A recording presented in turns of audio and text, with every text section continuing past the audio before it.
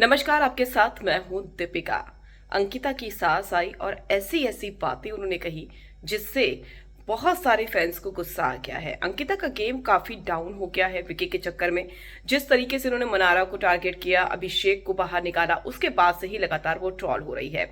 लेकिन उनकी सास आई तो लगा कि शायद इस बार ऐसा वो कुछ नहीं कहेगी, घर वालों ने समझाकर भेजा होगा। लेकिन जो बातें कही थी, लात मारने वाली, जो उस टाइम पर जो बातें कही थी, उनकी सास की सुई उसी बात पर अटकी हुई है। वो लात मारना दिखाई दे रहा है उनकी सास को, उनके ससुर को, लेकिन वो चीजें नहीं दिखाई दे रही जो विकी करते हैं। जो विकी बहुत सारी चीजें कर चुके हैं शो के अंदर और अंकिता उससे नाराज हो जाती है। बाकी फीमेल को जिस तरीके से अटेंशन देते हैं, उनकी बहू को पूछते तक नहीं है। यहां तक कि विक्की जो हैं वो खुद भी स्लैप करने की कोशिश करते हुए नजर आए थे। वो सारे वाक्यों पर क्या उनकी सास ने कुछ नहीं कहा?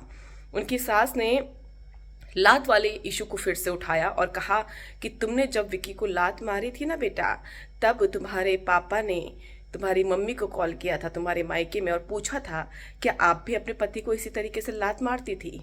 तो अंकिता बहुत हर्ट हो जाती है इस बात को सुनकर और कहती है कि मम्मा वहाँ फ़ोन करने की क्या ज़रूरत थी, मेरे पापा नहीं हैं, उनकी वो जा चुके हैं। इस तरह की बातें अंकिता बोलती है और थोड़ा इमोशनल हो जाती है। सोचिए, अंकिता तो बाहर अंदर झेली रही है, बाहर विक्की की सास को और ससुर को झेल रही हैं अंकिता की माँ। बार बार उनके पास कॉल आते होंगे, ऐसा तो है नहीं कि एक बार कॉल किया होगा खत्म कहानी। ठीक अगर ऐसे ही अंकिता की माँ करती कि क्या आपने भी अपने पति को स्लैप किया है, आपका पति भी आपको स्लैप करता है, जैसे विकी अंकिता को करने की कोशिश कर रहे थे, तो पति पत्नी के झगड़े में आखिर सास ससुर उलझ क्यों रहे हैं, ये समझ से परे है। लेकिन लोगों का गुस्सा भड़क गया और अंकिता थोड़ी इमोशनल नजर आई जब उनकी सास ने उनकी माँ को कॉल किया, उनके ससुर ने उनकी माँ को कॉल किया और ये बात पूछी।